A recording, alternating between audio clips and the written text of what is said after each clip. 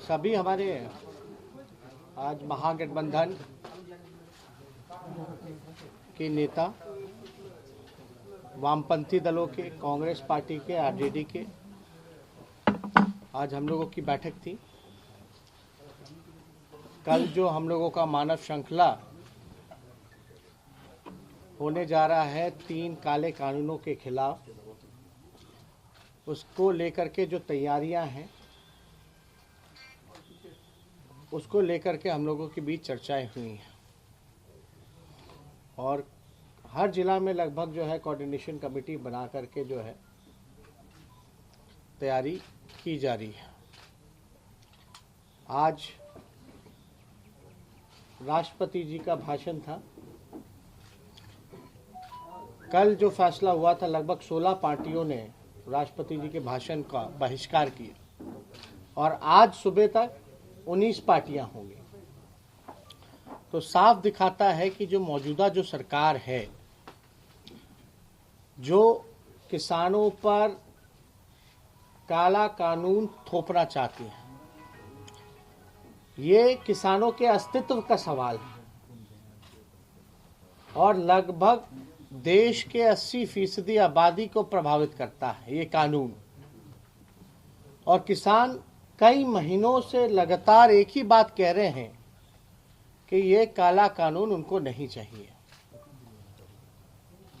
बड़ी स्पष्ट बात है, किसानों को पता है कि उनका हित किसमें है, भला किसमें है।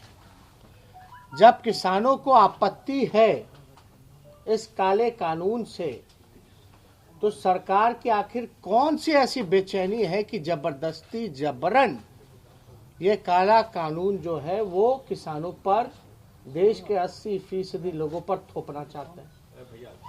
आखिर कौन सी ऐसी मजबूरी है? हम लोग बार बार कहते रहे हैं कि अन्नदाताओं को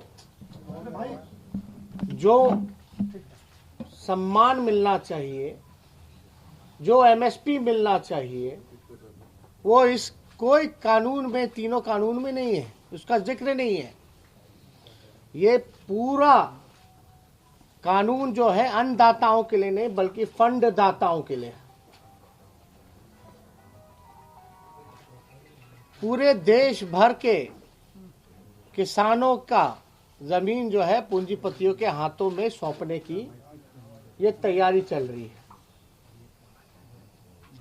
हम लोग बार बार शुरू से ही एक बार हम लोगों ने कहा है कि हम महागठबंधन के लोग, Congress, CPI, CPML, CPM, RJD के लोग मजबूती के साथ किसानों के साथ उनके संघर्ष में हम लोग साथ खड़े हैं।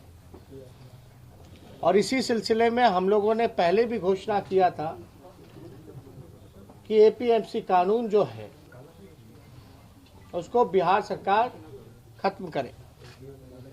जो मंडी व्यवस्था थी, जो बाजार समिति व्यवस्था थी, उसको जो है लागू किया जाए। हमने कई बार ये भी कहा है, और अगर इतिहास के पन्नों पे अगर जा करके देखें तो जब राष्ट्रीय जनता दल की सरकार रही तो एमएसपी से भी अधिक दाम में खरीद फसलों की हुई है। नीतीश कुमार जी ने 2006 में जब ये बाजार समिति, मंडी की व्यवस्था जब खत्म की, तब से हमारा किसान जो है किसान से मजदूर बन गया और ये कानून अगर चलता रहेगा तो मजदूर से भिखारी बन जाएगा। हम लोग महागठबंधन के सभी साथी पूछना चाहते हैं बिहार के मुख्यमंत्री नीतीश कुमार जी से कि आप चुप क्यों हैं? कृषि बिल को लेकर के आप मौन क्यों हैं?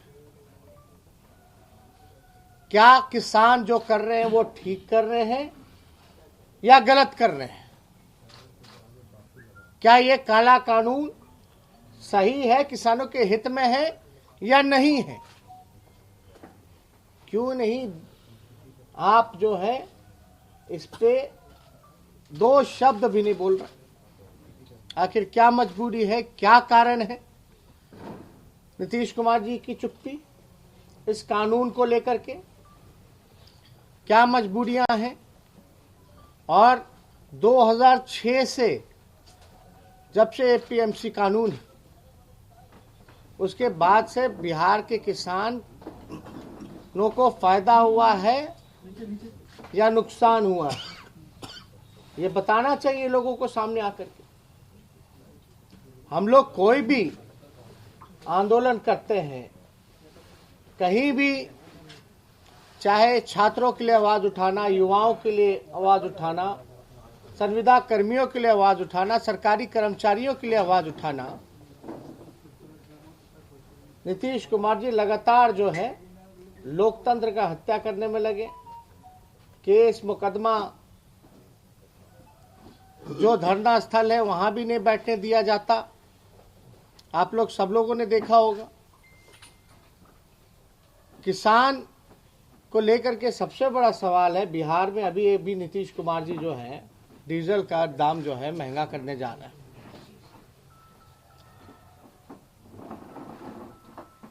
तो जब डीजल महंगा होगा तो उससे घाटा किसको होगा, नुकसान किसको होगा? किसानों को होगा।